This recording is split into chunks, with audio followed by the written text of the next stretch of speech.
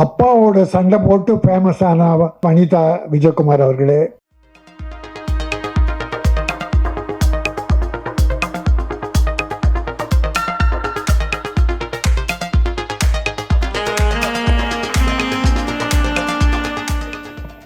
As usual எப்போவுமே உங்களை பார்க்கும்போது ஒரு புத்துணர்வு, ஒரு எனர்ஜி வரும். அந்த எனர்ஜி வந்து இன்னைக்கு ரொம்ப ஸ்ட்ராங்காக இருக்குது. Thank you for that. And first of all I would like to congratulate and wish all the best to Vijay, Satya and A. Venkatesh sir and team Amrish. அவர் தான் நிறைய நடிச்சிருக்காரு இந்த படத்தில். நோ, ஆக்சுவலி நான் அம்ரிஷை வந்து எந்த சோஷியல் இவெண்ட்ஸ்லேயும் சினிமா இவெண்ட்ஸில் நான் பார்த்ததில்லை. நான் actually I have not seen him. Aunty எனக்கு நல்லா தெரியும். Aunty is very very very sweet.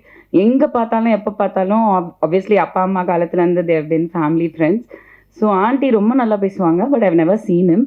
நான் இன்றைக்கி பார்த்துட்டு தான் ஐ மீன் லைக் எனக்கே நான் கேட்டேன், இப்போ தான் கேட்டேன், ஏன் நீ வந்து எந்த ஃபங்க்ஷனுக்கும் you are not coming and என்னன்னு தெரியல. he said that was cute. Anyway, lovely music and I think all the songs are very big hits. So congratulations to that. இந்த படம் பொறுத்த வரைக்கும் சாரோட, நான் ஏ வெங்கடேஷ் சாரோட நிறைய பேருக்கு தெரியாத விஷயம், நான் ஃபஸ்ட்டு ஒரு கம்பேக் பண்ணோம், நடிக்க வரணும்னு சொல்லிட்டு இப்போது நான் ரீசெண்டாக பிக் பாஸ்க்கு வந்து அதுக்கப்புறம் வர்றது மட்டும்தான் எல்லாருக்கும் தெரியும். ஆனால் ஆக்சுவலி ஒரு 10 வருஷத்துக்கு முன்னாடி நான் ஃபஸ்ட்டு வந்து என்னோடய பாப்பா ஜெயனிதா பிறந்ததுக்கப்புறம் எங்கள் அப்பாவோட சண்டை எல்லாம் நடந்தது. அப்போ தான் நான் ஃபேமஸான மீடியாவில் திரும்பி அந்த டைமில் வந்து நான் பயங்கரமாக இழைச்சேன். And I wanted to come back in films. I thought why not அப்படின்னு சொல்லிட்டு ஒரு ஐடியா இருந்தது. அப்போ வந்து ஏ வெங்கடேஷ் சார் தான் ஆக்சுவலி ஃபஸ்ட்டு வாய்ப்பு எனக்கு கொடுத்தாரு. சும்மா நச்சுன்னு இருக்குது, பிரிட்டோ சாரோட தயாரிப்பில் வந்து சும்மா நச்சுன்னு இருக்குன்ற படம், நகுலோட அந்த ஒரு படம் நான் பண்ணிவிட்டு again I just I took a back seat. I think that was அந்த நேரம் என்னோட டைம் இல்லை. I didn't want to continue. But சாரோட நான் ஃபஸ்ட் டைம் ஒர்க் பண்ணேன். Seriously I'm telling you, I has been like, நான் சொல்கிறது வந்து 2010-11 நினைக்கிறேன். அந்த டைம்லேருந்து சார் வந்து நான் வந்து டைரக்டர் பி வாசு கிட்ட வந்து அசிஸ்டண்ட்டாக ஒர்க் பண்ண ஒரு ஆள். ஸோ ஒரு 10 படம் நான் வந்து ஒர்க் பண்ணியிருக்கேன் அவரோட. ஸோ அவரோட ஸ்பீடு, அவரோட அந்த தாட் ப்ராசஸ், அவரோட அந்த போல்டான ஒரு டெசிஷன்ஸ், அவரோட பெர்ஃபார்மன்ஸு, நான்லாம் வந்து ஒரு ரசிகையாக பார்த்துருக்கேன் டைரக்டரை. என்னோட குரு, அவரை பார்த்து நான் வளர்ந்துருக்கேன், ஒரு ஆர்டிஸ்டாக வளர்ந்துருக்கேன். இன்றைக்கி எனக்கு பெர்ஃபார்ம் பண்ண முடியுது அப்படின்னா ஐ திங்க் டெஃபினெட்லி ஒரு டைரக்டர் லைக் பி வாசு கிட்ட ஒர்க் பண்ணது மட்டும்தான். நான் 4 படம் பண்ணேன். அந்த படத்தோட நான் அவ்வளோதான், I got married and settle down. But அந்த 4 படத்தை விட நான் ஒரு அசிஸ்டன்ட் டைரக்டராக ஒர்க் பண்ணது தான் இன்றைக்கும் எனக்கு சினிமாவுக்கு, ப்ரொடக்ஷனுக்கு எல்லாத்துக்குமே ஹெல்ப் ஆகுது. அந்த விதத்தில் அந்த வரிசையில் பார்க்கும்போது கேஎஸ் ரவிக்குமார் சார், யூனோ தேர் சில டைரக்டர்ஸ் வந்து ஒரு ஹீரோவை விட ஒரு ஜாஸ்தி ஒரு பர்சோனா, ஒரு அவங்கக்குள்ள ஒரு தேஜஸ், அவங்கக்குள்ள ஒரு ஸ்பீடு, ஒரு நம்ம ரசிப்போம், ஒரு ஆர்டிஸ்டாக ரசிப்போம் இந்த டைரக்டரை. அந்த மாதிரி நான் ஒர்க் பண்ணதில் வந்து A Venkatesh sir is one of the ace directors. ரொம்ப அடக்கமான ஒரு you know down to earth person. யாருமே வந்து அவர் பந்தாவே பண்ணிக்க மாட்டார். அவர் அவ்வளோ ஸ்வீட் த்ரூ த இயர்ஸ். நான் இப்போ ஒரு 4 படம் ஒர்க் பண்ணிட்டேன் அவரோட. அண்ட் அவர் இந்த படத்துக்கு கூப்பிட்டப்போ ஒரு 2 days ஆக்சுவலி என்ன ஆச்சுன்னா, இங்கே இருக்க தேன்மொழி என்னோட அட்ரஸ், அவங்க மூலியமாக தான் இந்த மாதிரி ஒரு படம் எடுக்கிறாங்க. சார் வந்து என்னை கேட்டார், ஒரு 2-3 days தான் ஒர்க்கு, பட் ஒரு நல்ல ரோலு அப்படின்னு சொன்னாங்க. அப்புறம் எனக்கு காலே வரல. சம்திங் ஹேப்பன், யாரோ நடுவில் வந்து கேம் விளையாடிட்டாங்க ஆஸ் யூஷுவல். எனக்கு கால் வரல. எனக்கு வந்து சார் படம்னோன்னு நான் யாருக்கும் அந்த மாதிரி கால் பண்ண மாட்டேன். சார் படம்னோன்னு நான் வந்துட்டு நம்பர் வாங்கி ஸ்பெசிஃபிக்காக சாருக்கு கால் பண்ணேன். நான் சொன்னேன், சார் என்ன சார் நீங்கள் ஏதோ இந்த ஒரு கேரக்டர் ஏதோ நீங்கள் சொன்னீங்களா, அதுக்கப்புறம் என்னாச்சு சார்னோன்னா அவருக்கே தெரியல. அவர் சொன்னார், ஏம்மா உங்களை அப்ரோச் பண்ணாங்களாமே, நீங்கள் ரொம்ப பணம் கேட்டீங்களாமே. நான் சொன்னேன், சார் என்னை பற்றி கொஞ்சம் விசாரிச்சுட்டு பேசுங்க, நான் வந்து நிறைய பணம் கேட்டேன்னு சொன்னால் தயவு செஞ்சு நம்பாதீங்க அப்படின்னேன். அப்படியா சரி ஓகே நான் பேசுகிறேன். நான் சொன்னேன், சார் நீங்கள் எதுவுமே பேசாதீங்க, எப்போ ஷூட்டிங் எங்கள் லொக்கேஷன் மட்டும் சொல்லுங்கள், நீங்கள் என்ன கொடுத்தாலும் நான் வாங்கிக்கிறேன். ஆனால் உங்கள் படத்தில் நீங்கள் அந்த கேரக்டருக்கு கூப்பிட்டுட்டு நான் வராமல் இருக்க மாட்டேன் அப்படி சொல்லி நானா லொக்கேஷன் போய் ஒர்க் பண்ண ஒரு படம்னா அது தில்ராஜா தான். அப்போ வந்து ஆக்சுவலி நான் how to call you Sathya ஒன்லினோ விஜய் சத்யா. ஸோ சத்யாவை நான் பார்த்தப்போ நான் ஏதோ ஒரு இவர் டைரக்டர்ஸை சொன்ன மாதிரி நான் சொன்னேன், நான் நினச்சேன் ஏதோ எனக்கு சிம்ரனோட ஹஸ்பண்ட் ஞாபகம் வந்தது. ஆக்சுவலி தீபக் தான் ஞாபகம் வந்தது. ஆக்சுவலி ஒரு younger version of Deepak really you know, because அப்போத்துலேருந்து நான் பார்க்குறனால எனக்கு ஏதோ இந்திக்கார பையன் போல இருக்கு ஓகே அப்படின்னு நினச்சேன். பார்த்தா கோயம்புத்தூர் ஊட்டி பக்கா தமிழ். அந்த கலர்லாம் வந்துட்டு ஊட்டியோட அந்த இதனால வந்து colour, but very very very well behaved and very decent gentleman. அங்கே ஸ்பாட்லேயே எனக்கு தெரிஞ்சது his education, his knowledge and passion for cinema. Seriously இந்த விஷயம் நான் சொல்லி ஆகணும். இன்றைக்கி நான் ஒரு ப்ரொடியூசர், நானும் நான் வந்து Vanitha film productions. MGR Sivaji Rajini Kamal was my 4th film. இப்போ ஒரு 5th ப்ரொடக்ஷன் போயிட்டுருக்கு. அந்த படம் வந்து கூடிய விரைவில் அக்டோபரில் வந்து அனௌன்ஸ்மெண்ட் வரும். உங்களை எல்லாரையும் அழைக்கணும். அது நான் அதனால் அதை பற்றி அதிகமாக பேசலை. பட் அதில் ஒரு சின்ன சஸ்பென்ஸ் இருக்குது, அது இத்தனை நாள் நான் சொல்லலை. Because of time is almost close and இந்த மாதிரி பிரச்சனைகள் ஃபேஸ் பண்ணுறனால நான் வந்து இன்றைக்கி அதை பற்றி பேசி ஆகணும். நான் ஃபர்ஸ்ட் டைம் நான் நினச்சே பார்க்கல, இத்தனை வருஷம் கழித்து நான் ஒரு அசிஸ்டன்ட் டைரக்டராக ஒர்க் பண்ணது உண்மை தான், அது பேஷன், கற்றுக்கணும் சினிமா அவ்வளோதான். தவிர இன்றைக்கி நான் வந்து ஒரு டைரக்டராக பரிமாணம் எடுக்கிறேன் இந்த படத்து மூலியமாக. Production number 5. இந்த படத்தில் வந்து நான் ஃபேஸ் பண்ணது ஒரு டைரக்டராக, ஜோவிகா தான் ப்ரொடியூசர். ஸோ உங்களுக்கு புரியுதான்னு எனக்கு தெரில. ஆனால் ஒரு ஃபஸ்ட்டு படத்துலேயே வந்து எவ்வளோ சினிமாவை பற்றி கற்றுக்க முடியுமோ. ஏன்னா அந்த படத்தில் வந்து ஒரு 27-28 ஆர்டிஸ்ட் இருக்காங்க. எல்லாருமே சீனியர் ஆர்டிஸ்ட், எல்லாருமே பர்ஃபார்மர்ஸ், எல்லாருமே ஃபேமஸ் ஆர்டிஸ்ட்.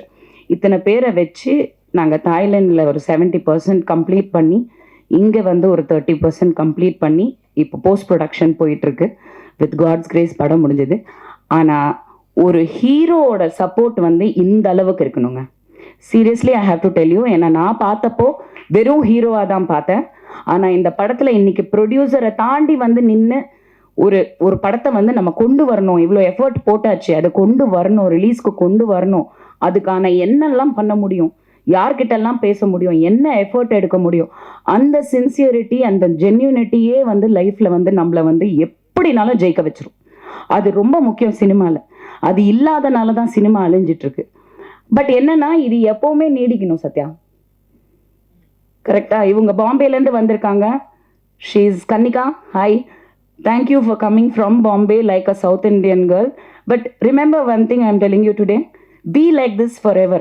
நாளைக்கு உனக்கு மேபி பல கோடி ரூபாய் சம்பளம் கிடைச்சி பெரிய ஹீரோயின் ஆகலாம். ஆனால் நீங்கள் இப்போ what ever you are remain the same. ஏன்னா எல்லாம் ஆரம்பத்தில் நல்லா தான் இருக்காங்க, அதுக்கப்புறம் வந்து கோடி, 10 கோடி, 7 கோடி, 6 கோடி அந்த படத்தில் வர்ற மாதிரி டைலாக் தான். ஸோ அந்த விதத்தில் வந்து I wish Sathya all the best. I think he is performed very well and he looks like நிஜமாக வந்து ஒரு பெரிய கமர்ஷியல் ஹீரோக்கான ஒரு லுக் கண்டிப்பாக இருக்குது. தமிழ் பையங்க சப்போர்ட் பண்ணுங்க, ஹிந்திக்கார பையன் கிடையாது. ஹிந்தி தெரியாது போடா சொல்லு அந்த மாதிரி. And I thank A Venkatesh sir and Ambareesh and K Rajan sir. நான் சொன்ன மாதிரி இந்த படத்தில் ஹீரோயின் வரல, லேடி ஆர்டிஸ்ட் வரலன்னா ஃபர்ஸ்ட் இவர் வந்துடுவார். சார் சப்ஸ்டிடியூட் நீங்கள் தான் சார், வேறு என்ன சார், யார் சார் அட்ராக்ட் பண்ணுறது ஆடியன்ஸையும் ப்ரெஸ்ஸையும்? ஃபஸ்ட்டு நீங்கள், நெக்ஸ்ட்டு நான் ஒரு கொசுறு மாதிரி உங்கள் கூட வருவேன், நடித்தேனோ இல்லையோ நான் அங்கே இருப்பேன். ஸோ அந்த விதத்தில் நான் எப்போவுமே சொல்லுவேன், ஆடியோ ரிலீஸ் மேட்ஸ் நாங்கள் எல்லாமே எப்போவுமே ஆடியோ ரிலீஸில் மட்டும்தான் சந்திப்போம். இது ஒரு க்யூட்டான ஒரு ஸ்டோரியாக இருக்குது ஆக்சுவலி, ஒரு நல்ல line. Anyway, I wish all the best. September 27th, PVR Inox Pictures. It was actually something very intriguing. And PVR, it is a very big brand, Inox. In fact, I think most of the theaters today is PVR Inox. எல்லாத்துலேயுமே அவங்க வந்து they have taken over. So அவ்வளோ பெரிய brand வந்து இந்த படத்தை release பண்ணுதுன்னா, நான் படம் பார்க்கல, பட் டப்பிங் பண்ணேன். So I seen the gist of the film and நாங்கள் ஒர்க் பண்ணும் போது கிளைமேக்ஸ்லாம் நடந்தது. ஸோ அப்படி இருக்கும்போது இவ்வளோ பெரிய பிராண்ட் வந்து ஒரு படத்தை ரிலீஸ்க்கு கொண்டு வராங்க அவங்க தேட்டர்ஸ்லனா, கண்டிப்பாக அதில் வந்து there is definitely stuff in it. 100% தியேட்டர்ஸில் போய் பாப்கார்ன் வாங்கிட்டு படம் பார்ப்போம். And I wish the team all the best. Thank you. Good evening, everybody. And it's really, really exciting to be here. Thank you. Vanakkam. So, yeah, it's really nice and exciting to be here. I was actually sitting there and preparing, okay, if they'll call me, what will I say? Because I actually didn't understand one single word you all were speaking, and I was like, yeah, oh, they all are praising also, and Sarto has spoken a lot. I was like, oh, what all has he mentioned? Okay, so we are here to give a major shout out to Dil Raja, Mr. Vijay Satya, Mr. A. Venkatesh, the entire team, and I can already see that the movie has great potential because the people in it are amazing, superbly talented. The songs we have seen are already trending. So let's give it a shout out, and this night is about this only. And yeah, all the best. Thank you so much for having me. இந்த படத்துடைய எல்லாருமே சொல்லிட்டாங்க. ஹீரோயினை நடிச்சிட்டு இருக்க serine, அப்புறம் சம்யுக்தா, அது ஒரு செகண்ட் ஹீரோயின் மாதிரி படத்தில் ஒரு முக்கியமான லீட் ரோல். அவங்க 2 பேரும் வரலை. பல முறை ஃபோனில் சத்யா வந்து போராடினார், என்கிட்ட சொன்னார், நானும் பேசி பார்த்தேன். அங்கே படப்பிடிப்பு இங்கே படப்பிடிப்புன்னாங்க. புரிஞ்சுக்குவோம் நம்மளாம். இப்போ சினிமாவில் வந்து உங்கள் எல்லாத்துக்குமே தெரியும், ஒரு விஷயத்தை எப்படி அழகாக நாசுக்காக அவாய்ட் பண்ணுவாங்க, என்னென்ன ரீசன் சொல்லுவாங்கன்னு தெரியும். அது இந்த படத்துலையும் அஃப்கோர்ஸ் நடந்துச்சு. என்ன கூட சத்யாவும் வனிதாவும் சேர்ந்துட்டு இந்த மாதிரி நீங்கள் படம் பண்ண ஹீரோக்களை கூப்பிடுங்க, நீங்கள் படம் பண்ண ஹீரோக்களை கூப்பிடுங்கன்னாங்க. நான் சொன்னேன், இல்லை எனக்கு தெரியும் அவங்களாம் வரமாட்டாங்க, கூப்பிட்றது வேஸ்ட்டு அப்படின்னே நான் சொன்னேன். இல்லை கூப்பிடுங்க, நீங்கள் இவ்வளோ படங்கள் இவ்வளோ ஹீரோக்களை வச்சு பண்ணியிருக்கீங்க, பண்ணுங்க அப்படின்றப்போ எனக்கு மைண்டில் ஒன்று தோணுச்சு. நான் ஒரு ஹீரோவை இதே மாதிரி இப்போ சத்யா எப்படி ஒரு அப்கமிங் ஹீரோவாக இருக்காரு. சொல்ல மறந்தேன், சத்யா வந்து இது ஃபஸ்ட்டு படம் கிடையாது. அவர் இதுக்கு முன்னாடி ஒரு 4-5 படங்களில் பண்ணியிருக்காரு. குறிப்பாக சொல்லப்போனால் நெல், மகாராஜன், இப்போ வந்த மகாராஜா இல்லை, அப்போ வந்த மகாராஜன் போன்ற படங்கள்லாம் பண்ணியிருக்காரு. அப்படி அப்கமிங்கில் இருக்கிற ஹீரோவாக இருக்கிறாரு. நாம் ஒரு இப்படி தானே ஒரு அப்கமிங் ஹீரோக்கு படங்கள் 2 படங்கள் பண்ணி அவர் வந்து சினிமாவில் அவருக்கு ஒரு ஒரு கம்பேக் மாதிரி கொடுத்தோம் அப்படின்ற மாதிரி. சும்மாருங்க, அப்படின்லாம் நாங்கள் வந்து கூப்பிட்டோம், யாரும் வரலன்னு வச்சுக்கோங்க. ஓகே, இப்போ வந்துட்டு என்னென்னா இந்த படம் வந்து என்னென்னா, நான் வந்து எனக்கு வந்து சத்யா ஃபோன் பண்ணார் ஒரு நாள், சார் உங்களை மீட் பண்ணணும் அப்படின்னாரு. நான் போன உடனே எனக்கு வந்து ஒரு கதையை சொன்னார். அந்த கதையை அப்படியே அவர் ஃபுல்லாக சொல்லி முடிச்சுட்டு, கதை எப்படி சார் இருக்குன்னு கேட்டார். நான் உண்மையிலேயே அவர் கதை சொல்லி ஒப்பீனியன் கேட்க கூப்பிட்றாருன்னு நினச்சேன். ஏன்னா நிறைய என்னுடைய சினிமா நண்பர்கள் வந்து கூப்பிட்டு கதை சொல்லி ஒப்பீனியன் கேட்பாங்க. எனக்கு என்ன கதையை பற்றி என்ன தோணுதோ அதை இமீடியட்டாக நான் வந்து ரிஃப்ளெக்ட் பண்ணிட்டு வந்துடுவேன். எனக்கு இந்த இடம் இப்படி தோணுது, நல்லா இருக்குது, நல்லா இல்லை சுமாராக இருக்குது, இது இப்படி பண்ணால் பெட்டராக இருக்கும், என்னுடைய சஜஷன்ஸ் கொடுத்து வந்துடுவேன். அப்படி தான் அவர் கூப்பிட்றாருன்னு நினச்சி நான் வந்து கதையை ஃபுல்லாக கேட்டு முடிச்சுட்டு, நல்லா இருக்குங்க, சூப்பராக இருக்குது, அங்கங்கே கொஞ்சம் கமர்ஷியல் இன்க்ரீடியன்ஸ் உள்ளே போட்டாச்சுன்னா கரெக்ட் பக்காவாக வரும் அப்படின்னு ஒன்று. சார் இந்த கதையை நீங்கள் தான் டைரக்ட் பண்ணணும் அப்படின்னாரு. எனக்கு ரொம்ப ஷாக்கிங்காக இருந்துச்சு. ஏன்னா நான் வந்து அந்த கதையை கேட்குறப்போ ஒரு ஆடியன்ஸாக தான் கேட்டிருக்கேன், அது நம்மளே டைரக்ட். எனக்கு இவங்க சொன்ன அந்த கதை வந்து எனக்கு ஒரு புது களம். எனக்கு கமர்ஷியல்லாம் அந்த கதையில் இருந்தால் கூட 2 கேரக்டர் தான் ஃபஸ்ட் ஆஃபில் ட்ராவல் ஆகுது, வேறு கேரக்டர்ஸ் ஃபஸ்ட் ஆஃபில் கிடையாது. ஃபுல்லாக ஒரு பரபரன்னு ஒரு ஆக்ஷன் 10 நிமிஷத்தில் ஆரம்பித்து அப்புறம் இன்டர்வல் வரைக்கும் அந்த ஆக்ஷன் போகுது. இது டிஃப்ரெண்ட்டாக இருக்க அப்படின்ட்டு நான் அவர்கிட்ட உடனே கேட்டது, இந்த கதைக்கு என்ன எதுக்கு நீங்கள் டேரக்டராக செலக்ட் பண்ணீங்க அப்படின்னு. அவர் சொன்னார், இல்லை சார், இதை வந்து ஒரு பரபரன்னு ஒரு ப்ரெசன்டேஷன் வேணும், அதுக்காக தான் உங்களை கூப்பிட்றேன் அப்படின்னு. அப்போ தான் நான் நினச்சேன், நம்ம பரபரன்னு பண்ணுறோம் போல இருக்குது அப்படின்ட்டு சரின்னு சொல்லி ஒத்துக்கிட்டு இந்த படத்தை பண்ண. உண்மையிலே இந்த படம் வந்து ரொம்ப ஒரு குறுகிய கால தயாரிப்பில் முடிக்கப்பட்ட படம். கதையோட லைன் என்ன அப்படின்ற போது அந்த லாக் லைன் சொல்லுவாங்க. அது வந்து என்னென்னா, வாழ்க்கையில் எவ்வளோ பெரிய பிரச்சனை வந்தாலும் நம்ம வந்து சோர்ந்து போகிறதுல வந்து எந்த விதத்துலையும் யூஸ் இல்லை. அதில் வந்து நம்ம ரொம்ப சாமர்த்தியத்தையும் சாணக்கியத்தனத்தையும் யூஸ் பண்ணி ஜெயிக்கணும். அதுதான் இந்த படத்தில் இந்த ஹீரோ பண்ணுவார். அதற்கு அவர் வந்து ஒரு பெரிய ஹீரோவுடைய மேற்கோள்கள், அதாவது அவர் படங்களில் சொன்ன கொட்டேஷன்லாம் யூஸ் பண்ணி பண்ணுற மாதிரியான ஒரு வித்தியாசமான கதை இது. அவங்க பண்ணி வச்சுருந்தவங்க கேட்டவொன்னே ரொம்ப இம்ப்ரெஸ் ஆச்சு. இந்த கதையை பண்ணலான்னு டிசைட் பண்ணி பண்ணும்போது அந்த லாக் லைன் வந்து இப்போ தான் அந்த ஹோஸ்ட் சொன்ன மாதிரி அவங்க வந்து ரஜினி சார் இப்போ மேடையில் பேசுகிறப்போ அட நம்ம கதை லாக்லைன் இதானே அப்படின்ற மாதிரி நமக்கு சந்தோஷமாக இருந்துச்சு. இந்த படத்தில் வந்து ஷெரீன் வரலை, ஆனால் படத்தில் அவங்களுக்கு ரொம்ப முக்கியமான ஒரு ரோலு. அப்புறம் யாராவது சம்யுக்தா வரல, அவங்களுக்கும் படத்தில் ஒரு முக்கியமான நீங்கள் பார்த்துருப்பீங்க ட்ரெய்லரில் ஒரு நல்ல ஒரு இம்பார்ட்டண்டான ரோலு. அஃப்கோர்ஸ் வனிதா சத்தம் போட்டாங்கல்ல, நான் கிளம்புறேன், ட்ரெய்லரில் என் ஷாட் இல்லை என்ன அப்படி இப்படின்னு கேட்டாங்க இல்லையா. ஆக்சுவலாக நான் பர்பஸாக வனிதா ஷாட்டு போடலை இந்த படத்தில். ஏன் இந்த ட்ரெய்லரில் வேண்டான்னு வேறு யாரும் இல்லை, நான் தான் காரணம். வனிதா மேடம், நான் எதுக்கு வேண்டான்னு சொன்னேன்னா, இந்த படத்தில் அவங்க பண்ணியிருக்க கேரக்டர் வந்து ரொம்ப ஒரு இந்த கேரக்டர் என்ன பண்ண போகுது அப்படின்னு ஒரு கியூரியாசிட்டி கிளப்பிக்கிட்டே இருக்கும் படத்தில். முக்கியமான இடத்துல அது ஒரு முக்கியமான விஷயத்த கோட்டை விட்டுருவாங்க. அதுலேருந்து தான் படம் கிளைமாக்ஸ் டேக் அப் ஆகும்.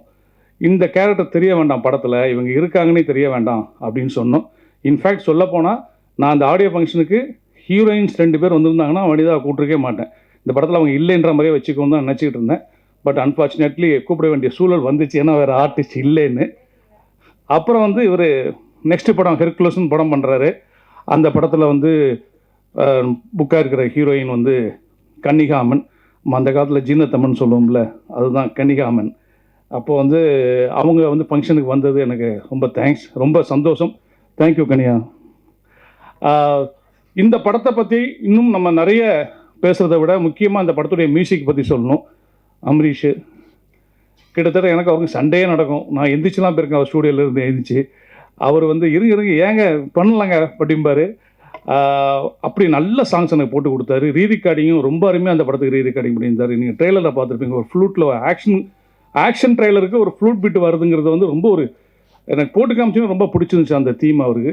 அப்படி அவர் ரொம்ப மியூசிக்கு வந்து மெனக்கெட்டுருக்காரு. இன்னும் சொல்லப்போனால் அந்த சாங் அவர் ஆடும்போதே நான் சொன்னேன், இந்த சாங் நீங்கள் தாங்க பேசப்படுற ஆளாக இருக்கும்னு சத்யா வைக்கும்போதே சொன்னேன். ஒரு நல்ல நடிகரும் கூட அவர்.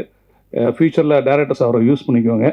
அப்புறம் அவர் திருமலை அவர்கள் சொன்ன மாதிரி இன்றைக்கி சினிமா வந்து எல்லாருக்குமே தெரியும். இன்றைக்கி வாரத்துக்கு எப்படி பார்த்தாலும் 5-6 படம் வருது.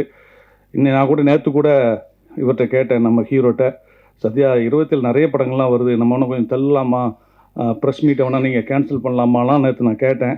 அவர் வந்து எனக்கு ஒரு SMS அனுப்பியிருந்தார். சார் 300% இந்த படத்துக்கு நான் என்னுடைய எஃபர்ட்டை போட்டேன் சார், 300% என்னுடைய எஃபர்ட் அந்த படத்துக்கு போட்டேன். அதனால் அந்த படத்தை 27th ரிலீஸ் பண்ணுவோம் சார், ரிசல்ட்டு என்னங்கிறத நம்ம கடவுள் கையில் விட்டுடலாம் அப்படின்னாரு. உண்மையை சொல்லப்போனால் இந்த அப்கமிங்கில் இருக்கிற ஹீரோக்கள் கூட நான் நிறைய படங்கள் பண்ணியிருக்கிறேன். அப்போ அவங்களுக்கு ஒரு ஃபயர் இருக்கும், அந்த ஃபயர் சத்யாட்ட இருக்குது. அந்த வேட்கையும் அதுக்காக அவர் போடுற எஃபர்ட்டு, அவர் பண்ணக்கூடிய ஸ்ட்ரெயின், நைட்லாம் அவர் படுக்க தூங்கும்போது 3 மணி 3:30 மணிக்கெலாம் மெசேஜ் போட்டு படுத்துருக்கிறாரு. அவ்வளோ தூரம் அவர் ஸ்ட்ரெயின் பண்ணியிருக்காரு. தயாரிப்பாளர் வந்து அவருடைய நண்பரும் கூட. இப்படி ஒரு நண்பருக்காக படம் எடுத்திருக்காரு. அதை இயக்க எனக்கு ஒரு வாய்ப்பு கிடச்சிருக்கு. இந்த படம் சத்யாவை தமிழ் சினிமாவில் அப்படியே இந்த ஒரே படத்தில் தூக்கிட்டு உச்சத்தில் வைக்க வேண்டாம், ஒரு 2 படம் அவருக்கு புக் ஆனால் போதும். இதை பார்த்துட்டு அதுவே எனக்கு கிடைச்ச வெற்றி. இந்த படத்தில் எங்கூட பணியாற்றின கேமராமேன், அப்புறம் music director Amrish, editor Suresh sir, அப்புறம் இந்த படத்தினுடைய அனைத்து டெக்னீஷியன், என்னுடைய உதவியாளர் உள்பட ரொம்ப ஸ்ட்ரெயின் பண்ணாங்க. எல்லாருக்கும் இந்த மேடையில் நான் நன்றியை கூறிக்கொண்டு, இப்போது வந்து ஒரு படம் ரிலீஸ் ஆகி ஒரு 3-4 டேஸில் வந்து அந்த படத்தினுடைய ரிசல்ட் என்னென்னு தெரிஞ்சிடும், எல்லாருக்குமே தெரிஞ்சிடும். அப்படி இந்த படம் கடவுளுடைய அனுக்கிரகத்தால், தெய்வத்தால் ஆகாத எனினும் முயற்சி தன்மை வருத்த கூலி தரும் அப்படின்னு திருவள்ளுவர் சொல்லியிருக்காரு. கடவுள் கொடுக்காத கூட சத்யா பண்ணிகிட்டு இருக்க அந்த எஃபர்ட், அந்த முயற்சி, அவர் படக்கூடிய அவமானங்கள், இன்சல்ட்டு, அதெல்லாம் தாண்டி அவர் அந்த படத்தை வந்து இன்றைக்கி இந்த மேடை கொண்டு வந்துட்டார் ரிலீஸுக்கு. இந்த ரிலீஸில் இந்த படம் வெற்றின்னு ஒரு பேரும், படம் நல்லா இருக்குப்பா, படம் பார்க்கலாம் அப்படின்ற ஒரு பேரும் கிடச்சி, இந்த படம் சத்யாவுக்கு மீண்டும் ஒரு படம் புக் பண்ணி கொடுத்தா கூட அது எனக்கு கிடைச்ச வெற்றி, நான் சந்தோஷப்பட்டுக்குவேன். இந்த வந்திருக்க பத்திரிகை நண்பர்கள், ஊடகங்கள் எல்லாருமே அவருடைய உழைப்புக்காக அவருக்கு நீங்கள் நிறைய சப்போர்ட் பண்ணுங்கள். இந்த படம் எல்லோரையும் நிச்சயமாக திருப்திப்படுத்தும் படம் பார்க்குறவங்கள அப்படின்னு எனக்கு ஒரு இயக்குனராக நம்பிக்கை இருக்குது. மீண்டும் ஒரு நல்ல மேடையில் உங்களை சந்திக்கிறேன். இந்த படத்தை வெற்றி பெற செய்யறதுக்கு நீங்கள் கொண்டு போய் சேர்க்குற விஷயந்தான் முக்கியம். அதை சேர்ப்பீர்கள். எப்போவுமே எனக்கு அந்த பத்திரிகையாளருடைய அந்த நட்பும் அவருடைய ஆதரவும் இருந்திருக்கு. இந்த படத்தில் நடக்கும். உங்கள் அனைவருக்கும் மீண்டும் நன்றி கூறி விடைபெறுகிறேன். நன்றி, வணக்கம். இந்த டைட்டிலே வந்து ரொம்ப சினிமாவுக்கு இப்போ ஏற்ற டைட்டிலாக இருக்குது. ஏன்னா தில் ராஜா, இப்போ ஒவ்வொரு தயாரிப்பாளர்களுக்கும் தில் வேணும், காரணம் ரிலீஸ் பண்ணுறதுல ஒரு பெரிய தில்லா இருக்குது. ஒவ்வொரு படங்களும் வெளியே வர்றதுக்கு மாபெரும் போராட்டங்கள் இருக்குது. அந்த போராட்டத்தில் தில்ராஜா வந்து ஒரு அருமையான டைட்டில். அன்பு தம்பி சத்யா வந்து எப்பவுமே தில்லான ஆளை பார்க்கறதுக்கு தான் உங்களுக்கு வந்து பாலிவுட் ஆர்டின்னு சொல்லிங்க சுத்த தமிழ். இந்த படத்தில் வந்து ஒரு மாபெரும் வெற்றி அவருக்கு காத்துட்ருக்கு. அதுக்கு முழுக்க முழுக்க வெங்கடேஷ் சார் தான் சேரும். ரொம்ப கடுமையாக உழைச்சி அந்த படத்தை வந்து வெற்றிகரமாக முடித்து கொடுத்துருக்காரு. அவ்வளோ பெரிய வெற்றிகள்லாம் கொடுத்துட்டு வந்த வெங்கடேஷ் சார் வந்து அந்த படத்தை வந்து சத்யாவை ஒரு பெரிய மாற்றத்தை உருவாக்கியிருக்கு. இந்த படம் சாங் பார்க்கும்போதே உங்களுக்கு எல்லாருக்குமே தெரியும். ரொம்ப அழகான ஒரு படமாக இந்த படத்தை சத்யாவுக்கு அமைச்சு கொடுத்துருக்க வெங்கடேஷ் சாருக்கு ஒரு பாராட்டு சொல்லணும். காரணம் ஹீரோங்களால் தான் நிறைய படங்கள் வெளியே வர முடியாமல் நிற்கிறது. இப்படிப்பட்ட ஒரு ஹீரோவெலாம் உருவாக்க முடியாதான் தமிழ் சினிமாவுக்கு ஒரு வரமாக இருக்குதுன்னு நினைக்கிறேன். சாங்கு பார்க்கும்போது விஷுவலாக படம் எடுக்கும்போதே அதை பார்த்தேன், ரொம்ப அழகாக வந்துட்டு இருந்து. ஸோ இதில் பார்க்கும்போது ஷெரீன் வந்து இப்போ நடிச்சிருக்காப்புல ஒரு பொண்ணு போல் இருக்குது. ஏன்னா பழைய ஹீரோயினியாவே தெரியல, இப்போ புது ஒரு ஹீரோயினே எப்படி இருக்குன்னா எல்லாரும் கேட்குறாங்க. எங்கள் ராஜா அண்ணன் பக்கத்தில் யார் ஹீரோயின் கேட்டார். அவ்வளோ அழகு அந்த பொண்ணு அழகாக இந்த படத்தில் நடிச்சிருக்காங்க. இந்த 27க்கு எவ்வளோ பெரிய படங்கள் போட்டி போடுறதுன்னு உங்களுக்கு எல்லாருக்கும் தெரியும். ஏன்னா டெய்லியும் 2 ப்ரெஸ் சந்திச்சுட்டே இருக்கீங்க. ஒரு தயாரிப்பாளருக்கான அங்கீகாரம் எங்கே கிடைக்கும்னு சொன்னால் அந்த வெற்றி படத்தில் தான். இந்த எல்லா படமும் லாஸ்ட் வீக்கு ரிலீஸ் ஆகிருக்கிற படங்களும் வெற்றி படங்கள் தான். அதை மீறி வெளியில் இருக்க போஸ்ட்டு பார்க்கும்போது ஒரு கார்த்திக் படத்துக்கும் தில்ராஜாவுக்கும் தான் போட்டி கணக்காக ஒரு போஸ்ட்டு பார்க்கும்போது ஒரு லுக் இருந்தது. நேற்று நைட்டு ஒரு போஸ்ட்டு பார்க்குறேன், 27ன்னு போட்டு அந்த ஒரு யூத்து ஜென்ரேஷனோடு அந்த தில்ராஜா போஸ்ட்டும் இந்த பக்கம் கார்த்திக் சார் படம் போஸ்ட்டும் பார்க்கும்போது இந்த படத்தில் ஒரு இம்ப்ரெஸ் இருக்குது. யூத் வந்து இந்த படத்தை பார்க்கணுன்னு தோன்ற அளவுக்கு ஒரு இந்த கதையில் இருக்குது. மியூசிக்கு பார்த்துருப்பீங்க, நிறைய படங்கள் பண்ணிக்கிட்டே இருக்காப்புல அன்பு சகோதரர் அம்ரீஷ் அவர்கள். இந்த படத்துக்கு ரொம்ப ஹார்ட் ஒர்க் பண்ணியிருக்காப்புல. அவர் கம்முன்னு நடிக்க ஆரம்பிச்சாருன்னா ரொம்ப இதோட பிஸியாக இருக்கலாம்னு தோணுது இந்த படத்தை பார்க்கும்போது. சாங்கில் ஆமாம், அதை விட இன்னும் கொஞ்சம் நடித்தா நல்லா இருக்குன்னு நினைக்கிறேன். ரொம்ப நல்லா இருக்குது அந்த சாங்கில் பார்க்கும்போது. அவருக்கும் என்னுடைய வாழ்த்துக்கள். மேடம் வந்து ரொம்ப கோச்சிக்கிட்டாங்க பார்க்கும்போது. அவங்க வந்து கோவப்படாமல் சொல்லியிருக்காங்க. நல்லா அவங்க சிரிச்சுக்கிட்டே அதை சொன்னாங்க. அதனுடைய வேதனை என்னன்றது நம்ம ரொம்ப புரிஞ்சுக்கணும். அது யாராக இருந்தாலும் சரி, இந்த படத்தை எடுத்து முடிக்கிறதுக்கு மாபெரும் போராட்டத்தில் இந்த படத்தில் 24 மணி நேரம் ஒரு நடிகனாக மட்டும் இல்லாமல் விஜய் சத்யா இந்த படத்தை ஒரு தயாரிப்பாளராக இன்னைக்கு வரைக்கும் சுமந்துக்கிட்டு போகிறார். ரிலீஸ்க்கு அப்புறமும் சுமக்கணும், ரிலீஸ்க்காக அதை முடிச்சும் சுமக்கணும். ஏன்னா அதனுடைய வழிகள் ஒவ்வொரு நாளும் அந்த பணத்தை போட்டு படத்தை வருமானு தெரியாமல் ஒரு நடிகனாக பணம் வாங்கிட்டு ஜாலியாக சுற்றுறத விட்டுட்டு ஒரு தமிழ் சினிமாவில் ஒரு படைப்பை தன்னை ஹீரோ வச்சு எடுக்கிற படத்தை தான் வெளியே கொண்டு வரணும்னு போராடக்கூடிய இப்படிப்பட்ட ஹீரோகள்லாம் இருந்தாங்கன்னா தமிழ் சினிமா உச்சத்தில் இருக்கும். தயாரிப்பாளர்கள் வந்து நிம்மதியாக படுத்து தூங்கலாம். இப்போ தயாரிப்பாளர் யாருமே நிம்மதியாக தூங்கலை. எனக்கு தெரிஞ்ச ஒரு 6 மாதமாக யாருமே நிம்மதியாக தூங்கலை. இப்போ ரிலீஸ் ஆகிருக்கிற இன்க்ளூடிங் ஒரு 2 நாளுக்கு முன்னாடி மகாராஜான்னு ஒரு போஸ்ட் பார்த்துருப்பீங்க, 100 நாள் போஸ்ட்டு. ரொம்ப நாளைக்கு அப்புறம் 100 நாள் போஸ்ட் பார்த்துருப்பீங்க. அவங்க கூட தூங்கலை. எவ்வளோ பெரிய வெற்றின்னு உங்களுக்கு தெரியும். அதை கடந்து அதுக்கு செலவு பண்ணியிருக்காங்க. ஆனால் பாம்பேலேருந்து ஒரு ஹீரோயினி அவங்கள வந்து டிக்கெட் போட்டோன்னே அவங்க டீமோடு வந்து இந்த படத்தை வாழ்த்தணும்னு சொல்லி இங்கே வந்து சத்யாவுடைய ரிலீஸ் முன்னாடியே வந்து நிற்கும் போது ரொம்ப நம்ம வந்து மகிழ்ச்சியாக பார்க்க வேண்டியதாக இருக்குது. ஆனால் இந்த படத்தில் சம்பளம் வாங்கிட்டு இந்த படத்துலேயே நடிச்சுட்டு இந்த படத்துக்கே வராமல் இருக்கிற ஒரு நடிகைகள் பார்க்கும்போது கோபத்தினுடைய உச்சத்துக்கு போக வேண்டியதாக இருக்குது. அவங்க தான் நடித்த படத்துக்கு டைலரில் இல்லைன்னு அவங்களுடைய ஆதங்கம் அந்த உணர்வு இருக்குது, அதை போட வேண்டியது கடமை. ஆனால் இந்த படத்தில் முன்னுரிமை கொடுத்து நடிச்சிருக்கக்கூடிய ஷெரீன் அவங்களாம் காணாமல் போன ஆர்டிஸ்ட்டு. அப்படி காணாமல் போன ஒரு ஆர்டிஸ்ட்டை கூப்பிட்டு வந்து நடிக்க வச்சு எவ்வளோ பெரிய டைரக்டர். ஸோ இவர் வந்து ஹீரோவை நடிச்சிருக்காரு. இப்போ இந்த படங்கள் வரும்போது அவங்க 5 நாள் வந்து இங்கே தங்கணும், தங்கி இந்த படத்தினுடைய ரிலீஸுக்கு ப்ரொமோஷன் பண்ணணும். அதுதானே ஒரு ஆர்டிஸ்டுடைய கடமை. அதே போல் சமுத்தியான ஒரு ஆர்டிஸ்ட் நடிச்சிருக்காங்க. ஃபோன் போட்டு கூப்பிட்டா வந்து நடிச்சிருக்கோன்னா ஒரு ஃபங்க்ஷனுக்கு வந்து இந்த படத்தை பற்றி பேசி இந்த படத்தில் நடிச்சிருக்க கேரக்டர் சொல்லி இதெல்லாம் நாங்கள் வாழ்ந்துருக்குன்னு சொல்லும்போது தான் அது வந்து ஆடியன்ஸுக்கு போய் தேரும், இந்த படத்தில் இவங்க நடிச்சிருக்கு.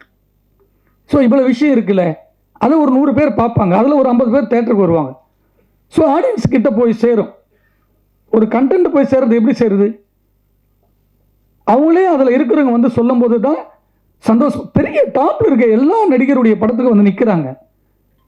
நான் ஒவ்வொரு ஆடியோ ஃபங்க்ஷன் சொல்ல எல்லா டாப்பில் இருக்க ஹீரோங்களாம் வந்து நின்று ரஜினி சார்லாம் இப்போ லாஸ்ட் படத்துலாம் வந்து பேசும்போது சந்தோஷமாக இருக்குது. ஆனால் இப்போ அப்கமிங்கில் வரப்போ ஒரு படத்துக்கு இவங்கெல்லாம் வந்து சமித்தியா அந்த பக்கம் இவங்கெல்லாம் ஒரு ஆர்டிஸ்ட் கூட வரலன்னா யாருமே வந்து சும்மா நடிக்கல. ஒரு தயாரிப்பாளருடைய படத்துக்கு எதுக்கு வராங்க? பணம் வாங்கிட்டு தான் நடிக்கிறீங்க. பணம் கொடுக்கலைன்னா உடனே கம்ப்ளைண்ட் பண்ணுறீங்க நடிகர் சங்கத்துக்கு. பணம் கொடுக்குற வரைக்கும் விட மாட்டேன்றீங்க ஒரு தயாரிப்பாளரை. உங்களுக்கு பணத்தையும் கொடுத்து முடிச்சிடறோம், படத்தையும் உங்களுக்கு கௌரவத்தை கொடுத்து நடிக்க வைக்கிறோம். அந்த படத்துக்கு வந்து ப்ரொமோஷன் கொடுக்கலன்னா யார்கிட்ட கேட்பாங்க தயாரிப்பாளர்? இதுக்கெல்லாம் ஒரே ஒரு முடிவு, தெளிவான முடிவு. இனிமேல் எந்த நடிகரும் சரி நடிகர்களும் சரி ஃபங்க்ஷனுக்கு வராமல் இருக்கவே முடியாது. அவ்வளோ திடமான முடிவுகள்லாம் சங்கத்தில் இல்லை, ஒட்டுமொத்த சினிமாவே சேர்ந்து எடுத்துட்டு இருக்கு. இப்போ நிறைய விஷயங்கள் நடந்துட்டு இருக்கு, யாருக்குமே தெரியாது. திடமான முடிவு, அந்த படத்தில் நடித்தா வரணும். நம்ம வீட்டு கல்யாணங்க, நம்ம வீட்டு கல்யாணத்தில் நம்மளே வந்து நிற்காம வெளியில் இருக்க ஆள் வந்து நிற்பாங்க. சொல்லுங்க, பாம்பேலேருந்து வந்து அவங்க வந்து ஒரு ஆர்டிஸ்ட் வந்து நிற்கும் போது சந்தோஷமா இருக்கு. நீங்கள் வந்து இருந்தீங்கன்னா எங்களுக்கு ஒன்றும் பெரிய ஆறுதலாக இருக்கும். இந்த நடிச்சிருக்க 2 ஹீரோயினியும் வரலன்னா அப்போ எந்த படத்தில் போய் நடிக்க போறீங்க? அப்போ நடிக்காது போயிடலாமே. வேற என்ன, சினிமாவுக்கே வாழ்ந்துட்டு இருக்க எவ்வளோ நடிகர்கள் நடிகைகள் வாய்ப்பு கிடைக்காம தவமாக இருக்காங்க. அவங்களுக்கு அந்த வாய்ப்பு கிடைக்கும், அவங்க வந்து அதில் வந்து சந்தோஷப்படுவாங்க. நீங்கள் நடிக்கணுன்ற எண்ணம், எல்லாருக்கும் மெசேஜ் போடுறீங்க, எல்லாரும் இந்த படத்துக்கு வரணும், வாய்ப்பு வரும் தேடுறீங்க. வாய்ப்பு கொடுத்த பிறகு ஷூட்டிங் வரதுக்கு 1000 பிரச்சனை பண்ணுறீங்க. ஷூட்டிங்கில் வந்தால் கேர ஒன்று வேணும், இது வேணும், சார் ஹோட்டலில் தான் வேணும், நீங்கள் டிசைட் பண்ணுறீங்க. இதெல்லாம் அரேஞ்ச் பண்ணி கொடுத்தாலும் படத்தில் வந்து ப்ரொமோஷன் ஆடியோலேருந்து ரிலீஸ் வந்து நிற்க மாட்டீங்க. அப்போ யார்கிட்ட சொல்லணும்? உங்களுக்கே அக்கல் இல்லாத சினிமாவில் நீங்கள் எதுக்கு நடிக்க வரீங்க? இப்போ சினிமான்றது ஒரு பொக்கிஷம், கலையாக நேசிச்சு வாங்க. இந்த படத்தை எதுக்கு சுமந்து ஓடுறாரு? இவ்வளோ படங்கள் போட்டிக்கு முன்னாடி இன்னைக்கு தில்ராஜா வந்து நிற்குதுன்னா அந்த படத்தை பார்க்கும்போது சாங்கில் அவ்வளோ அழகாக இருக்கு. இதுக்கெல்லாம் ஒரு திடமான முடிவை தயாரிப்பாளர் சங்கம், எங்கள் அண்ணன் இருக்கார் ராஜண்ணன், அவர் நிறைய விஷயத்தை எல்லாத்தையும் பேசுகிறார் ஓப்பனாக. ஒவ்வொரு படத்துக்கு நிற்கிறார், சின்ன படத்துக்கு அவர்னா எதிர்பார்த்தா வந்து நிற்கிறாரு. அவர் நிம்மதியாக வீட்டில் இருக்கலாம், தூங்கிட்டு இருக்கலாம். எதுக்கு வர்றாரு? சினிமாவை இந்த கலையை நேசித்து இந்த சினிமா தான் நம்மளுக்கு சோறு போடுன்ற ஒரு ஆதங்கமும் அன்பும் தான் இங்கே வந்து நிற்கிறார். வெங்கடேஷ் சார் திரு அவர் கொடுக்காத இட்டா எவ்வளோ இட்டு கொடுத்துருக்காரு. அவர் படத்திலே நீங்கள் வந்து நிற்க மாட்டீங்கன்னா அப்போ வேற எந்த படத்தில் நிற்பீங்க? ஒரு புது படத்தினுடைய டைரக்டர் படத்திலாம் நீங்கள் எப்படி வந்து நிற்பீங்க? தமிழ் சினிமாவில் மட்டும்தான் தயாரிப்பாளர்கள் வந்து யாரும் கேட்க மாட்டாங்கன்ற ஒரு தைரியத்திலே சுற்றுறாங்க. தயாரிப்பாளர் இல்லைன்னா சினிமாவில் யாருமே இருக்க முடியாதுன்றது யாருக்குமே இன்னும் புரியல. அது சொல்லிக்கிட்டே இருக்காங்க, பேசிக்கிட்டே இருக்காங்க, போயிட்டே இருக்காங்கன்னு நினைக்கிறாங்க. எல்லாத்துக்கும் ஒரே முடிதான். ஒரு ஸ்ட்ரைக்கில் ஒரு லட்சம் பேர் சாப்பாடு இல்லாமல் அலைவாங்க சினிமாவில். அந்த சூழ்நிலை உருவாக்கிட்டு இருக்கு சினிமாவுக்கு. ஒவ்வொரு தயாரிப்பும் வெள்ளிக்கிழமை ரிலீஸ் பண்ணி எல்லாத்தையும் விற்று போட்டுக்கிட்டே இருக்காங்க. அதெல்லாம் போனால் கூட பரவாயில்ல. அந்த படம் ரிலீஸ் போது ஒட்டுமொத்த இண்டஸ்ட்ரி அதை நடிச்சிருக்க டெக்னீஷியன்லாம் வந்து நிற்கும் போது ஸ்டேஜில் அந்த படத்துக்கு வந்து ஒரு ஹாப்பியாக இருக்கும். நான் விட்டுட்டேன் 2 கோடி 3 கோடி போனால் பரவாயில்ல, என்னுடைய படத்துக்கான ஆறுதலாக நாங்கள் நிற்கணும்ல. ஒரு 20 நாள் 30 நாள் 40 நாள் கால் ஷீட் நடிக்கிறீங்க. ஒரு அரை மணி நேரம் 2 மணி நேரம் ஒரு ஆடியோ ஃபங்க்ஷன், ஒரு 10 சேனலுக்கு இன்ட்ரி கொடுத்து இந்த படத்தை பற்றி நான் அந்த கேரக்டர் பண்ணி நடிக்கும் போது தானே அது வந்து ஹாப்பியாக இருக்கும். கடவுள் வந்து எல்லாருக்குமே 50 கோடி 1 கோடி 100 கோடி 200 கோடி பிரித்து கொடுக்கல நடிக்கிறது, அவங்களுடைய ஹார்ட் ஒர்க்கில் தான் கொடுக்குது. நீங்கள் இந்த படத்தில் நடிக்கிறீங்க, நடித்தா மட்டும் பத்தாது, அதுலேருந்து நிற்கணும், உங்களுடைய கடமை. அது ஒரு 4-5 ஹீரோயினிங்க 4-5 இன்னும் பெரிய நடிகர் இருக்காங்க, அவங்களாம் ஃபங்க்ஷன் வரக்கூடாதுன்னா இந்த ஃபார்முலா சில ஆளுகள் எடுத்துட்டாங்க இப்போ. ஏன்னா கேட்கறதுக்கு ஆள் இல்லை தமிழ் சினிமாவை ப்ரொடியூசருக்கு. நயன்தாரா சொந்தமாக படம் எடுத்து அவங்க போய் ஸ்டேஜில் நிற்கிறாங்க, ஒரு ப்ரொடியூசர் எடுக்கிட்டோம் வந்து நிற்க சொல்கிறாங்க பார்க்கலாங்க, வரதே கிடையாது. என் தயாரிப்பாளர் ரோட்டில் பெற்று விட்டு வச்சுருக்காங்க. ஒவ்வொரு தயாரிப்புலையும் எல்லாத்தையும் வித்துட்டு படம் எடுக்கிறோம். எல்லாத்தையும் வித்துட்டு இந்த படத்தில் வராதுன்னு தெரிஞ்சோம் ஒரு படத்தை கொண்டு போய் ஒரு கலைஞனா சினிமாவை கொண்டு போய் வெளியில் சேர்க்கும் போது மக்கள் மத்தியில் அந்த ஆறுதல் கூட இல்லைன்னா இந்த சினிமா யார் காப்பாற்றுறது? இது ஒரு கூட்டு குடும்பம் சினிமா. அந்த கூட்டு குடும்பத்துக்கான கூட்டம் நம்ம இருந்தால் தான் பெரிய வெற்றி படங்களை கொடுக்க முடியும். இந்த தில் ராஜா ஒரு அழகான படம், ஒரு மாபெரும் வெற்றி. இந்த படம் வந்து ஆக்ஷன் ஹீரோவாக தம்பிக்கு உருவாக்கணும். அதே போல் எனக்கு உண்மை ஹாப்பியாக இருக்குது. ஹிந்திலெலாம் வந்து நான் ஒரு 7 வருஷம் ஒர்க் பண்ணேன். ஒரு ஆர்டிஸ்ட் பிளான் பண்ணிட்டாங்கன்னா அந்த ப்ராசஸ் அப்படியே வந்து பக்காவாக இருக்கும். ஷூட்டிங் டைம்னா ஷெட்யூல் போட்டாங்க, ஸ்பாட்டில் இருப்பாங்க. 4 மணி நேரம்னா வேறு எதை பற்றியும் போய் யோசிக்க மாட்டாங்க, அதை ஸ்கிரிப்டில் தான் இருப்பாங்க. நான் சொல்கிறது அமிதாப் பச்சன் உட்பட. அவர் வந்து உட்காந்துட்டாருன்னா ஸ்டேஜில் வேறு எதுவுமே பண்ண மாட்டார், ஸ்கிரிப்ட் மட்டும் தான் யோசிப்பார். பெரிய டாப்பில் இருக்க ஆர்டிஸ்ட்டு, ஹீரோயினி கூட உட்பட. இங்கே மட்டும்தான் இப்போ சினிமாவில் வரும்போதே கேரவனில் க்ளீனாக இருக்கான்னு கேட்குறது, ஸ்டார் ஹோட்டலில் ரூம் இருக்காது. நம்ம எதுக்கு வரோம்? பீச்சில் போய் நான் தண்ணியில் குளிக்க போகிறேன்னா அப்போ எதுக்கு அங்கே கேரவுடு? அந்த கதைகளுக்கு என்ன தேவை அதோடு ஒன்றி வீட்டுக்கு போனால் நம்ம நிம்மதியாக இருக்க போகிறோம். குளிச்சுட்டு எல்லாருமே தண்ணி தான் தலைமையில் ஒத்த போகிறோம். ரொம்ப வேதனையாக இருக்குது. ஒரு ஃபங்க்ஷனுக்கு கூட சின்ன படத்துக்கு ஆர்டிஸ்ட் வரல, யாருமே வரலன்னா அந்த கதைக்காக சுமந்துக்கிட்டு போகிற ஒரு தயாரிப்பாளர், ஒரு ஹீரோவை, ஒரு டைரக்டர் தான். ஹீரோ வரதே இல்லை சின்ன ப்ராஜெக்ட்லாம். சத்யாவே வந்து அந்த ஃபீல் பண்ணி தன்னை உருவாக்கணுன்னு வந்து நிற்கும் போது வேதனையாக இருக்குது. அவர் பின்னாடி வந்து ஹீரோயினிக்கு வந்து நிற்கணும் கூட. அவங்க படம் தானே இது. இந்த படம் வெளியே வந்து அவங்களுக்கு 10 ப்ரொடியூசர் தெரியாது. ஏன்னா அவங்களுக்கு டார்ச்சர் பண்ணுவோம் தெரியாது. அந்த ப்ரொடியூசருக்கு 10 பேர் அட்வான்ஸ் கொடுத்துட்டு போவாங்க, 5 லட்சம் 10 லட்சம்னு. இந்த சினிமா தானே உருவாக்குது. இந்த சினிமாவை காப்பாற்ற வேண்டியது எங்கள் அண்ணன் இருக்கார். ஒரு நல்ல முடிவு எடுத்து ஒட்டுமொத்த சினிமா வந்து வலுவான ஒரு திட்டத்தோடு போயிட்டுருக்கு. இது ஒரு மாபெரும் வெற்றி படைய அமைய வேண்டும் என்று உங்கள் அனைவரையும் நன்றியோடு வாழ்த்துகிறேன். நன்றி, வணக்கம். ரொம்ப ரொம்ப ரொம்ப சந்தோஷமாக இருக்குது. ஃபஸ்ட்டு உங்கள் எல்லாரையும் இப்படி பார்க்கும்போது, தனித்தனியாக இல்லை, எல்லாரையும் ஒன்றா சேர்த்து இப்படி பார்க்கும்போது அது ஒரு பெரிய சந்தோஷத்தை தருது. Okay, anyway good evening to one and all. தில் ராஜா இந்த படத்துக்கு வந்து மியூசிக் டைரக்டராக மட்டும் இல்லாமல் இன்னும் ஒரு அடிஷ்னல் ஒரு விஷயத்த இங்கே சொல்கிறாங்க. இதுக்கு மேலே அதுக்கப்புறம் நடிப்பேனா என்னன்னு தெரியாது. இந்த ஒரு பாட்டு ஏன் பண்ண அப்படின்ற ஒரு ரீசன் என்னன்னு நான் அதோட ஸ்டார்ட் பண்ணிக்கிறேன். படம்லாம் முடிஞ்சிடுச்சு, ஒரு இன்ட்ரோ சாங் இருந்தால் நல்லாயிருக்கும் அப்படின்னு சொல்லி எதிர்பார்த்தாங்க. சரி ரைட்டு, நல்லா என்ன மாதிரி வேணும் அப்படின்னும் போது ஒரு நல்ல ஒரு ஆக்ஷன், ஒரு மாஸ் சாங் வேணும். அப்புறம் நானும் டைரக்டர் சார், ஹீரோ எல்லோரும் கலந்து பேசி இது எப்படி பண்ணலாம் அப்படின்னும் போது ஒரு கொஞ்சம் ஹியூமர் இருக்குன்னா நல்லாயிருக்கும். ஹியூமர்னால் யார் சார், நம்ம அந்த படத்தில் அந்த விஜய் டிவி அவங்கெல்லாம் வச்சு பண்ணுறீங்களா அப்படிதான், அப்படியே கொஞ்சம் நவுத்தி போவாங்கள்ல, அப்படியே நெருக்கும் போது சரி ஓகே ஏதோ ஒரு நல்ல கண்டென்ட்டாக எடுத்து பண்ணால் நல்லாயிருக்கும். வந்து ஜஸ்ட் ஒரு சாங்காக இல்லாமல் இருக்குதுனா இல்லையா அப்படின்னு நினைக்கும் போது ஒரு காமெடி எலிமெண்ட் என்ன பண்ணலாம் அப்படின்னு சொல்லி யோசிச்சுட்டு இருக்கும் போது ஒன்று கிடைச்சிது. சரி சார், இப்போ இது யார் சார் பண்ண போகிறா அப்படின்னு ஹியூமராக காமெடியாக யாராவது கிடைச்சா பார்ப்போம். லாஸ்ட்டாக எண்டில் ஒரு சாமியார் கெட்டப்புக்கு ஒருத்தன் தேவைப்பட்டான். அப்புறம் தான் ஃபைனலாக தெரிஞ்சுது அந்த சாமியாரே நான் தான். அப்படி தான் இருக்க போகுதுன்றது ஃபைனலாக எனக்கு புரிஞ்சிருச்சு. ஏன்னா நீங்கள் அப்புறம் சார் சொன்னார், வந்துருங்க காமெடி பண்ணுறதுக்கு ஆள் வேணும், யாரும் கிடைக்கல, நம்ம தான் இருந்தோம் ஃபைனலாக. அதில் என்ன ஒன்றுனா இப்போ தான் பார்க்குறேன், நான் வனிதா மேடம் பக்கத்தில் உட்காந்து பார்த்துட்டு இருக்கும்போது அந்த ஹீரோயின் கூட அவ்வளோ எக்ஸ்போஸ் பண்ணல. நான் தான் பயங்கரமாக எல்லாம் காட்டி எல்லாருக்கும் சந்தோஷத்தை கொடுத்துருக்குறேன். அந்த பெருமை என்னை சேரும்.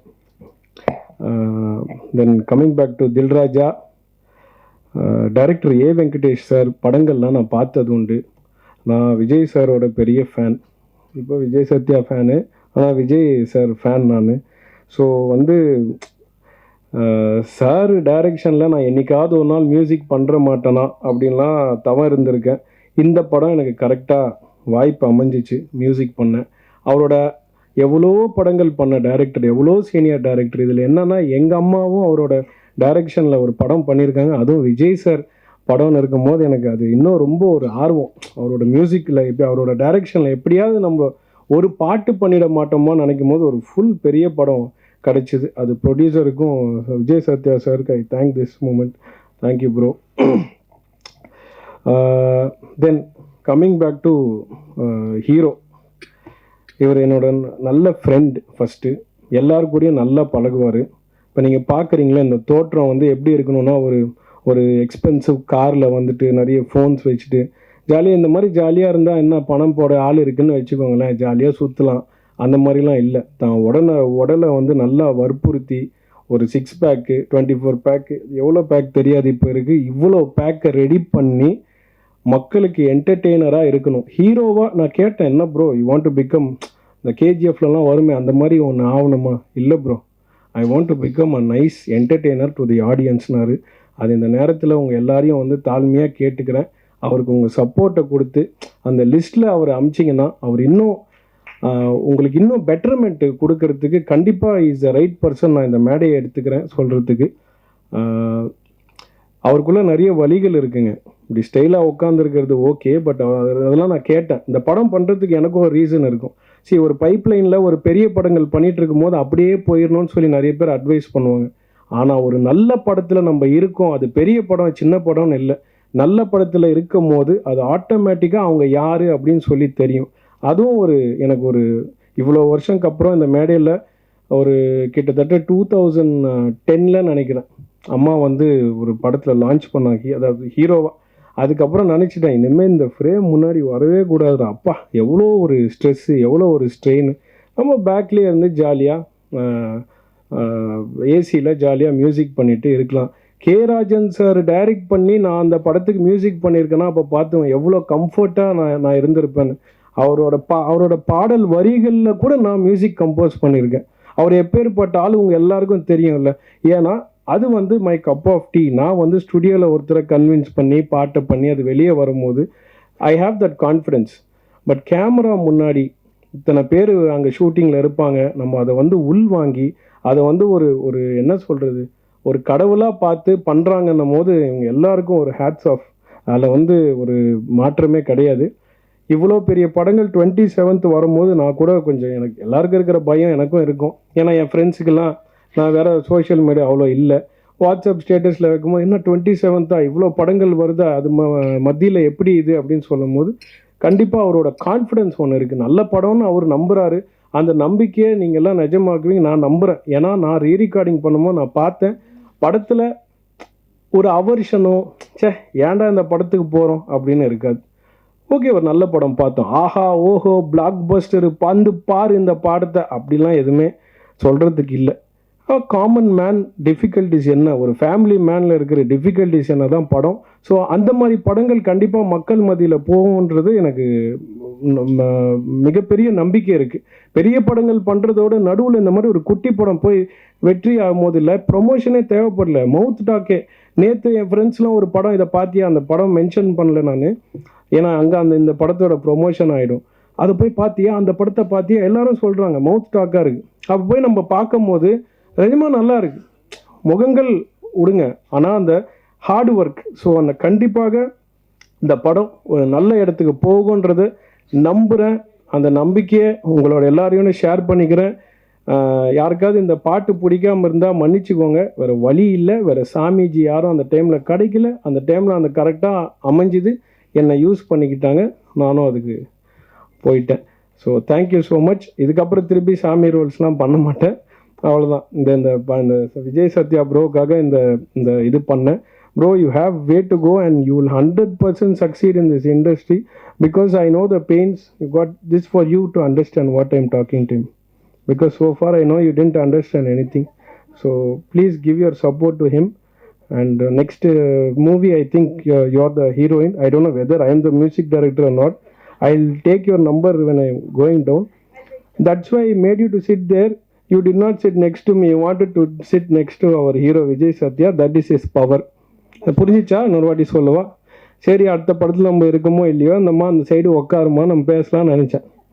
அது நேரம் என்னை மொக்க பண்ணிட்டு நீங்கள் வேணால் ஈவென்ட் பண்ணி இங்கே வந்து உட்காந்துச்சு. ஐ டிரான்ஸ்லேட் லேட்டர்.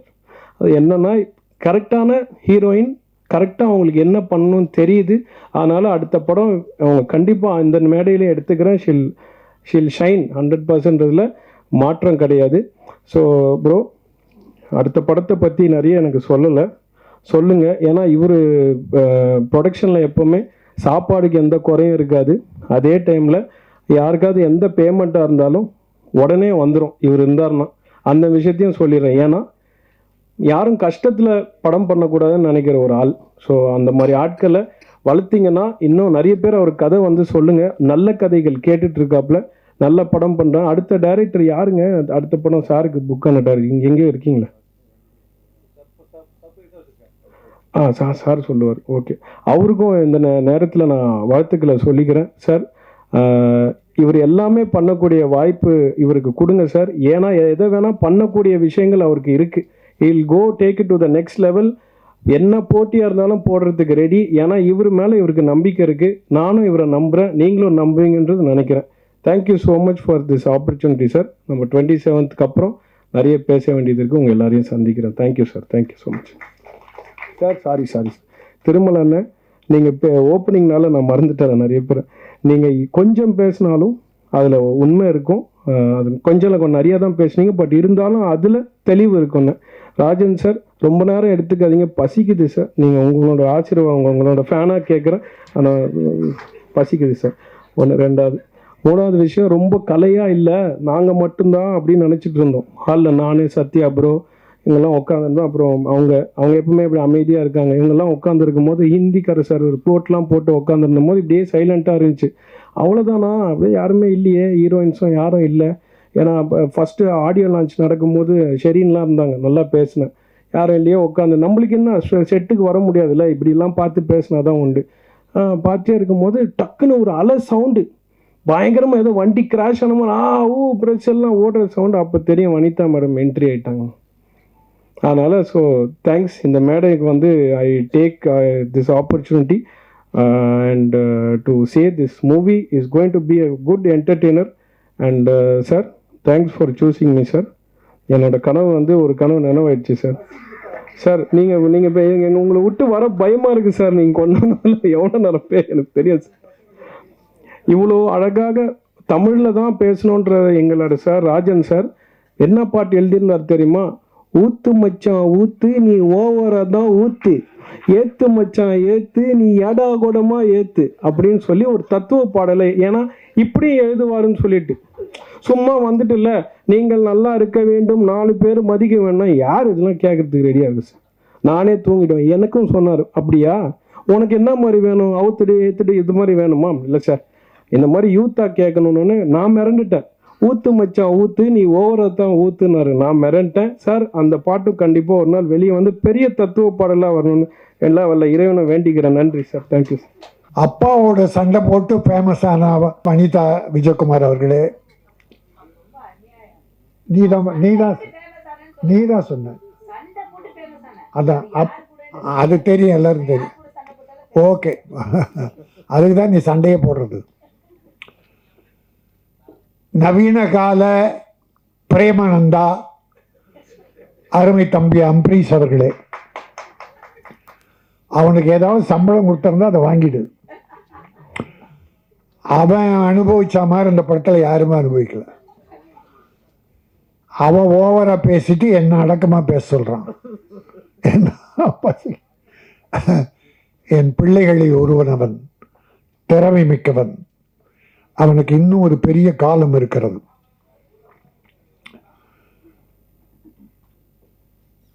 ஹீரோயினி 2 பேரை பற்றி பேசினாங்க. ஒரு ஹீரோயினி நாம் எல்லாரும் சேர்த்து சுருட்டி கட்டி பாம்பேக்கு தூக்கி எறிஞ்சிட்டோம்.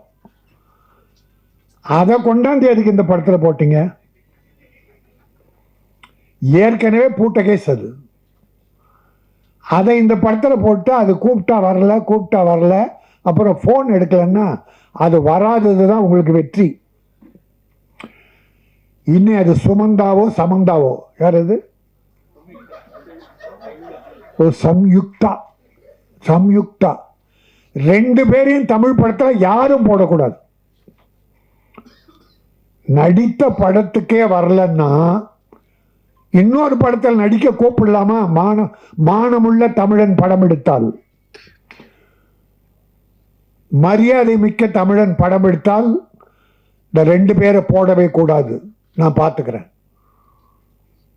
என் சங்கத்தை நான் இப்படி பயன்படுத்த விரும்பல, எல்லாரையும் வளர்த்து விட தான் நான் பாடுறேன். ஆனால் என் ப்ரொடியூசரை, என் விநியோகஸ்தர்களை கெடுக்க நினைப்பவர்கள், வேதனைப்படுத்துபவர்கள் யாரும் வளரக்கூடாது.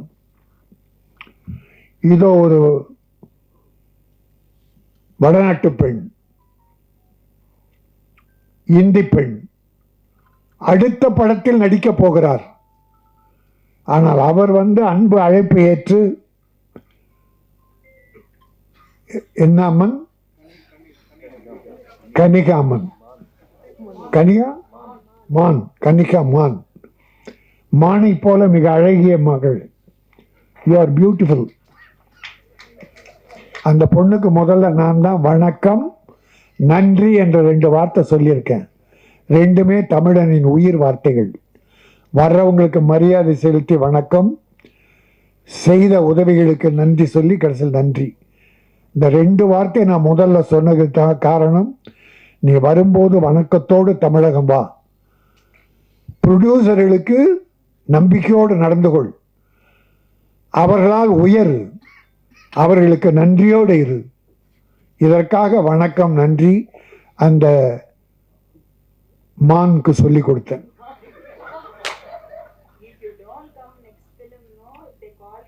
என் அருமை தம்பி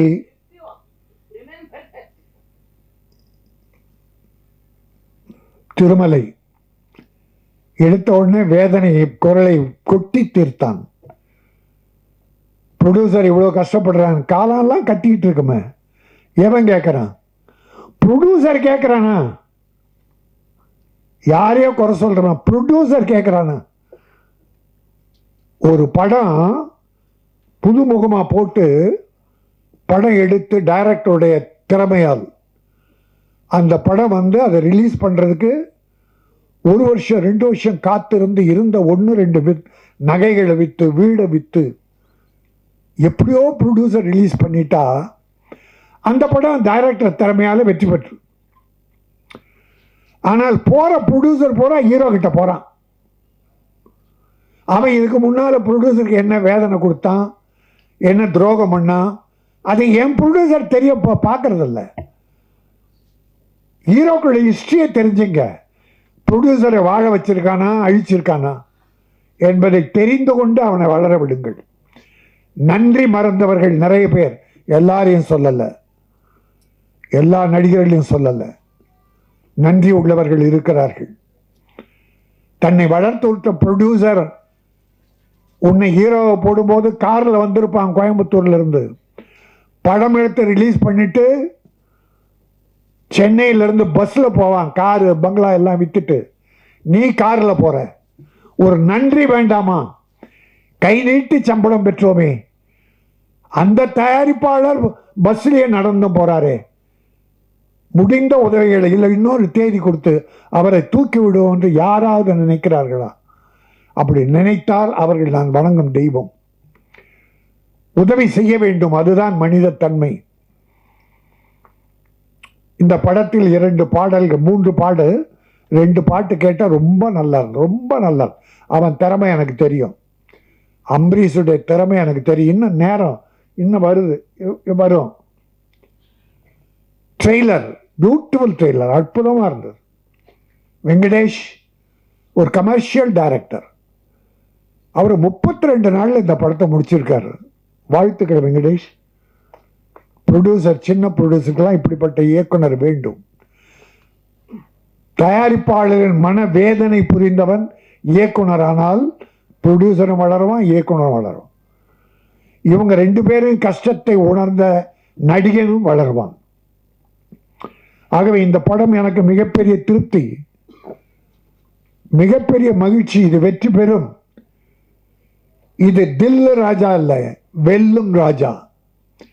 இந்த படம் வெல்லும், வெற்றி பெறும். அது மட்டுமல்ல, நம்முடைய சத்யா ஒரு ஆண் அழகன், ஒரு தமிழ் மகன், ஊட்டியிலே பிறந்த குழுகுழு வாசத்தில் பிறந்த ஒரு அருமையான மனம் படைத்தவன். உடற்கட்டுகளை அற்புதமாக வைத்து ஒழுக்க நெறியோடு வாழ்ந்து கொண்டிருக்கிற ஒரு நல்ல மனம். அவருடைய ஃபேமிலி, அப்பா ராணுவ அதிகாரி. இந்த தேசத்துக்காக தன்னை தியாகம் செய்து கொள்கிற அந்த அர்ப்பணிப்பு தன்மை உள்ள ஒரு அற்புதமான அப்பாவுக்கு பிறந்தவன். நல்ல குடும்பம், அற்புதமான குடும்பம். ஒரு கவர்மெண்ட் ஆஃபீஸ்னால் லஞ்சம் வாங்கியிருப்பான்னு, மிலிட்டரியில் யார் லஞ்சம் வாங்க முடியும்? ஆக லஞ்ச ஊழலற்ற கரைபடியாத கரங்களுக்கு சொந்தக்காரரான அவருடைய இராணுவ அதிகாரி, அவர் தந்தை பெற்றவன். இவனும் தியாக உள்ளத்தோடு இந்த படம் வெற்றி பெறும். நீ வளருவாய். உன் பின்னால் பல தயாரிப்பாளர் வருவார்கள். தயாரிப்பாளருக்கு மரியாதை கொடுத்து நடந்து கொள். எல்லாரும் எம்ஜிஆர் போல வரணும், எம்ஜிஆர் போல வரணுங்கிறான். எடுத்த உடனே எம்ஜிஆர் போல சீஃப் மினிஸ்டர் ஆயிடணுன்றான். எம்ஜிஆர் எடுத்த உடனே சீஃப் மினிஸ்டர் ஆனாரா? அவர் வாழ்க்கை வரலாறு எந்த நடிக்கினாலும் தெரியுமா? அவர் பட்ட கஷ்டம் தெரியுமா? சாப்பாட்டுக்கு வழி இல்லாமல் சத்யா அம்மா, இதை இவனுடைய பெயரை கொண்டு அவங்க அம்மா சத்யா, அந்த அம்மா 2 பிள்ளைகளை வைத்து கொண்டு சாப்பாட்டுக்கு வழி இல்லாமல் அழுதுகிட்டு இருக்கும்போது பக்கத்து வீட்டில் இருக்கிற ஒரு அம்மா நொய்யை கஞ்சிக்கும் நொய் கொண்டு வந்து கொடுத்து அந்த நொய்யை கஞ்சியாக காய்ச்சி 2 குழந்தைகளுக்கு கொடுத்தாங்க. அப்படியெல்லாம் பிள்ளைகளை வளர்த்ததால் தான் எம்ஜிஆர் ஏழைகள் மீது இரக்கம் கொண்டார். நாம் பட்ட பட்னி யாரும் படக்கூடாது என்றார். அவர் எடுத்த உடனே சீஃப் மினிஸ்டர் விரும்பலை. இப்போ பல பேர் பிள்ளைகளை, நீ டாக்டராக வரணும், நீ வக்கீலாக வரணும், இன்ஜினியராக வரணும், டேய் மனுஷனாக வரணும்னு முதல்ல கற்றுக் கொடுறா. டாக்டர்லாம் வரட்டும் அப்புறம். அதை போல் நடிகனே, நீ சீஃப் மினிஸ்டராக வரணும்னு நினைக்கிறது எம்ஜிஆரை பார்த்து. அவர் ஆரம்ப காலத்தை பட்ட கஷ்டத்தை யாராவது பட்டிருக்கிறீர்களா? அவர் எத்தனை ப்ரொடியூசரை கைதூக்கி விட்டார் தெரியுமா உங்களுக்கு? எத்தனை ஏழைகளை, எத்தனை தாய்மார்களை அள்ளி கொடுத்தார் தெரியுமா? அது தெரிஞ்சுக்காம உடனே வாங்க அரசியலுக்கு வாங்க, நான் இல்லைன்னு சொல். அதில் நான் குறை சொல்லலை, அதை யாரையும் குறை சொல்லலை, அந்த உரிமை எல்லாருக்கும் உண்டு. ஆனால் எம்ஜிஆர் பேர் சொல்லிட்டு வராத, நீயாவா? ஏன்னா எம்ஜிஆர்னா அதில் ஒரு 25% நல்லது பண்ணியிருக்கணும், ஏழைகளை காப்பாற்றிருக்கணும். அவ்வளோ சேர்த்தார, அவ்வளோ அள்ளி கொடுத்தார. மிஞ்சி இருந்ததை யாருக்கிட்ட கொடுத்தார்? அந்த ராமாவரம் தோட்டம் காது கேளாரோர் வாய் பேசாதவருக்கு, அந்த ஜானகி அம்மாள் காலேஜ் எல்லாரும் ஏழை கொடுத்தார். ஒரு காசு எடுத்துட்டு போல. அதனால் அந்த உள்ளத்தில் கொஞ்சம், நான் ஏன் இதை சொல்கிறேன் என்றால், சத்யா, நீ எதிர்காலம் உனக்கு நன்றாக இருக்கிறது. எம்ஜிஆரை பார்த்தீங்கன்னா அப்படி இருந்தால் கூட அந்த சிரிப்பு சிந்திக்கிட்டே இருக்கும். சிரிப்பு சிந்திக்கிட்டே இருக்கும். சும்மா அப்படி சிரிச்சுக்கிட்டே இருக்கும். அவர் எந்த ஃபோட்டோ பாருங்கள், நான் நேரில் பார்த்துருக்கேன். அவர்கிட்ட சிரிக்க மாட்டார், ஆனால் சிரிச்சுக்கிட்டே இருப்பார். அதில் எனக்கு ஒரு 25% எனக்கு தெரியுது. சத்யாவுடைய சாடை கொஞ்சம் இருந்தால் போதும், அதை வளர்த்துக்கோ. ஒரு 2 நீ சிரிச்சாவே கோபம் வருது. ஒன்றுமில்லை, உனக்கு வாழ்க்கை இருக்கிறது, வெற்றி இருக்கிறது. வெற்றி வந்தால் எம்ஜிஆரை போல வா, இல்லைன்னா வராத போ. ஏழைகளுக்கு உதவி செய். நீ 50 லட்சம் வாங்கினா 20 லட்சம் ஏழைக்கு செலவு. ஆனால் அந்த 20 லட்சம் திருப்பி உனக்கு வரும். அந்த ஏழை கொடுப்பான், உன் படம் பார்ப்பான். இவன் எந்த ஹீரோவுக்கு தெரியல. அது கொண்டு போய் அடிக்க உள்ளே வச்சிடறான் ரூமில். அதில் கொஞ்சம் ஏழை கொடுத்தேன்னு வச்சுங்க, அந்த ஏழைங்க எல்லா ஏழைக்கும் சொல்லி படம் பார்க்க வைப்பாங்க. உன் வசூல் ஏறும். இன்றைக்கி 200 கோடி 100 300 கோடி வாங்குறவங்கலாம் எப்படி வளர்ந்தாங்க? ஆனால் கொடுத்தது குறைவு, மக்கள் வந்து எடுத்தது அதிகம். நான் ஒன்று நினச்சேன், சத்தியமாக எனக்கு தெய்வம் முதல்ல என் தாய் தான். அந்த தாய் மீது சத்தியமாக சொல்கிறேன். வரும்போது இப்போது விஜய் ஒரு தலைவர் ஆகிட்டார், கட்சி போகிறார், இன்னும் ஒரு படம் தான் நடிப்பேன்றார். சரி, அது அவர் இஷ்டம். நான் பல பேட்டியில் சொல்லியிருக்கேன், வருஷத்துக்கு ஒரு படமாவது விஜய் நடிக்கணும், இல்லைன்னா மக்கள் மறந்துடுவாங்க. தலைவர் என்பது வேறு, நடிகர் என்பது வேறு. அந்த அக்கறையில் அவர் ஒரு படம் நடிக்கணும்னு இப்போவும் வேண்டுகோளை வைக்கிறேன். அந்த விஜய் இடம் காலியானால் எல்லாம் சொன்னாங்களே எம்ஜிஆர் இல்லை, ஜெயலலிதா இல்லை, வெற்றிடம்னு. இந்த மு.க. ஸ்டாலின் தளபதி வந்தார், வெற்றிடத்தை நிரப்பிட்டார். இந்த பக்கம் எடப்பாடி நிரப்பிட்டார். அதனால இடம் வெற்றிடம் என்பதே இல்லை. விஜய்க்கு பிறகு ஏன் இந்த சத்யா வரக்கூடாது என்னமோ தெரியல. சத்தியமாக எங்கள் அம்மா சாட்சியா நான் நினச்சிக்கிட்டு வந்தேன். எங்கள் அம்மா, நான் அதுக்கு தான் எங்கள் அம்மாவை தவிர எனக்கு தெய்வம் கிடையாது. அந்த சத்தியத்தை அம்மா மேலே சத்தியமாக சொல்ல. கடைசியில் பார்த்தா அது விஜய் சத்யான்னு போட்டிருக்காங்க. இங்கே வந்து பார்த்தா விஜய் அதில் இணைச்சிருக்கு. விஜய் என்பது வெற்றி. அந்த தம்பியும் பாவம் அவங்க அப்பா தயவில் கஷ்டப்பட்டு முன்னேறி வந்தது, நல்லா வந்தது, வாழ்ந்தது. இப்போ கட்சியாக இருக்குது. அது மக்கள் பார்த்து முடிவு பண்ணட்டும். நல்லது பண்ணால் ஏற்றுக்க போகிறாங்க, இல்லைன்னா ஒதுக்க போகிறாங்க. நீ மக்கள் மனதில் வாழ வேண்டும். பணம் ஒரு முக்கியம் அல்ல. மக்களுடைய மனதிலே இடம்பெறு. பணத்தின் மீது படுக்காதே. மக்கள் இதயத்தில் இரு. அந்த மக்கள் உன்னை தூக்கி விடுவார்கள். அதுதான் எம்ஜிஆர் செய்த. எல்லாமே பண்ண முடியாது எம்ஜிஆர் மாதிரி யாரும் பண்ண முடியாது. ஒரு 25% நிற்பா. இந்த மக்கள் உன்னை மறக்கவே மாட்டார்கள். நீ பெரிய ஹீரோ, எல்லாம் இருக்கு.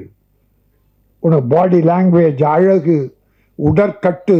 எம்ஜிஆர் ஒரு தடவை நான் அவர் கட்சியில் சேர்ந்தேன். அப்போது என் கூட 4 பாக்ஸருங்க வந்தாங்க, வண்ணாரப்பேட்டை பாக்ஸர்ஸ். நான் ஒரு பாக்ஸரை உயிரின்பன், அவன் பேர். எம்ஜிஆர் ஐயா இவன் பாக்ஸர் ஐயா அப்படின்னு அப்படியே விட்டு நின்னார். நின்று டப்புனா அவன் தோலை இப்படி தட்டினார். பிறகு கையை பிடிச்சார், அப்படி ஒரு அழுத்தினார். ஏன்னா பாக்ஸர்னா இந்த ஷோல்டர், கை இரும்பு மாதிரி இருக்கும். ஷோல்டர் இரும்பு மாதிரி இருக்கும். பார்த்துட்டு ஓ வெரி குட், நல்லா பண்ணு அப்படின்னார். எம்ஜிஆர் சொன்ன உடனே அது சோதனை. அதுபோல் இவன் இந்த உடற்கட்டுகள் எல்லாம் இப்படிப்பட்ட பிள்ளைகள்லாம் அவர் வளர்த்து விடுவார். எம்ஜிஆர் அவர் உடம்ப நல்லா வச்சுக்கணும், எல்லாருக்குமே உதவி பண்ணுவார். அதனால் நான் சில வழிகளை சொல்லியிருக்கேன். ஒரு அப்துல் கலாம் சொன்னாங்க, ஒரு கேள்வி கேட்டாங்க, நீங்கள் செய்த சேவையிலேயே சாதனையிலே எது உயர்ந்தது? அணுகுண்டு வெடித்ததா, ஜனாதிபதியாக இருந்ததா, இல்லை விஞ்ஞான கண்டுபிடிப்புகளா, ராக்கெட் கண்டுபிடித்ததா? எல்லாம் கேட்கும்போது அவர் சொன்னார், இது எதுவுமே என்னுடைய சாதனையில் எனக்கு மகிழ்ச்சி தரலை. நான் ஹைதராபாத்தில் இருக்கிற மாற்றுத்திறனாளி குழந்தைகள், இந்த போலியோவில் அட்டாக் ஆகி குழந்தைங்க நடக்க முடியாமல்ல, சின்ன சின்ன குழந்தைங்க, அந்த குழந்தைகள் ஒரு 3 கிலோ எடையுள்ள இரும்பு இந்த உபகரணம் காலில் கட்டுவாங்க பாருங்க, அது நடக்கிறதுக்கு. அது அப்போ 2.5 கிலோ 3 கிலோ. அந்த குழந்தை அதையே இழுத்து தூக்க முடியாதான். அதை போய் பார்த்துட்டு வந்து பிளெயின் செய்கிற சில மெட்டீரியல்ஸ் லேஸாக இருக்குமா, ஆனால் உறுதியாக இருக்குமா, அதில் அந்த உபகரணம் செய்தார் கால் நடக்கிறதுக்கு. அது 300-500 கிராமுக்குள்ள. அது ஒண்டிதான் நான் செய்ததிலே எனக்கு ஆத்ம திருப்தியை தருவதுன்னு அப்துல் கலாம் சொன்னார். அணுகுண்டு வச்சு உலக புகழ் பெற்றார், ராக்கெட் கண்டுபிடிச்சு உலக புகழ் பெற்றார், ஜனாதிபதியாகி உலக புகழ் பெற்றார். இதெல்லாம் அவர் சாதனை இல்லையா? இந்த ஊனமற்ற குழந்தை, மன்னிக்கணும், மாற்றுத்திறனாளி குழந்தைக்கு அந்த கால் கவசம் செய்தாரு, அதுதான் எனக்கு பெருமைன்னு சொன்னான். அதே போல நீ இந்த ஏழைகளுக்கு உதவி செய்தால் அதுதான் உனக்கு பெருமை. சேர்த்து வைக்கிற பணம் எதுவும் உதவி வராது, செய்கிற சேவை வரும். நீ இன்னைக்கு ரொம்ப சுமைகளை தாங்கிட்ட. இந்த படத்தில் நீ ஒரு ஹீரோவா இல்லை, ஒரு ப்ரொடக்ஷன் மேனேஜரை விட அதிகமாக கஷ்டத்தை சிலர் கொடுத்துட்டானுங்க, துரோகிகள். நம்பி கேட்டான், இப்போ கஷ்டப்பட்டு எல்லாத்தையும் கொண்டு வந்து கரெக்ட் பண்ணியிருக்கான் ஒரு ஹீரோ. நீ இதுவரைக்கும் சுமைகளை சுமந்தால் இந்த படத்தின் மூலம் சுகம் உனக்கு வருகிறது. தில் ராஜா, வெல் ராஜா, இனி வெல்லுவாய். இந்த படம் வெற்றி பெறும். இது ஒரு கமர்ஷியல் படம். வெங்கடேஷுக்கும் நல்ல வாழ்க்கை கிடைக்கும். இது உள்ள நடித்துள்ள அத்தனை பேரும் டெக்னீஷியன்ஸ், இசையமைப்பாளர் அத்தனை பேருமே மிகப்பெரிய வெற்றி பெற்று இந்த படம் இன்னைக்கு இப்போ நல்ல சின்ன படங்க எல்லாம் நல்ல பெருசாக போகுது, மக்கள் பார்க்குறாங்க. இந்த லப்பர் எங்க பொண்ணு படம் பார்த்துட்டு வந்து அப்பா அந்த படம் பார்க்கணும், பெண்கள் சொல்கிறாங்க, என்னன்னு தெரில, அவ்வளோ இயற்கையாக இருக்குதான் சின்ன படம். அதனால் இப்போ படங்களை மக்கள் பார்க்க ஆரம்பிச்சாங்க. சின்ன படம் பெரியவரை பற்றியெல்லாம் கவலைப்படல, கதை நல்லா இருக்கா, படம் நல்லா இருக்கா, உட்கார்ந்த 2 மணி நேரம் பொழுதுபோக்கா அழகாக பார்த்துட்டு வராங்க. அதில் இது ஒரு வெற்றி படமாக தில்லு ராஜா வெல்லும் ராஜாவாக வரும் என சொல்லி, பூவாக இருப்பதை விட செடியாக இருங்கள். பூக்கள் காலையில் பூத்து தலையில் சூடி மாலையில் வாடி வெளியே போட்டுவிடுவோம். ஆனால் செடிகள் பூத்து கொண்டே இருக்கும், அது மக்களுக்கு உதவி கொண்டே இருக்க வேண்டும். அதே போல நீ செடியாக இரு, பூத்து கொண்டே இரு, மக்களுக்கு உதவி செய்து கொண்டே இரு, நீ வெற்றி பெறுவாய். தில் வெல் சத்யா. நன்றி, வணக்கம். எல்லாருக்கும் வணக்கம். இன்னைக்கு எல்லாருக்கும் நிறைய வேலை இருக்குது, எல்லாரும் ரொம்ப பிஸியாக இருக்கீங்க. அது எல்லாத்தையும் விட்டுட்டு உங்கள் டைமை கொஞ்சம் ஒதுக்கி நான் நடித்த படம் தில்ராஜாவுக்காக இன்னைக்கு எல்லாரும் இங்கே வந்ததுக்கு ரொம்ப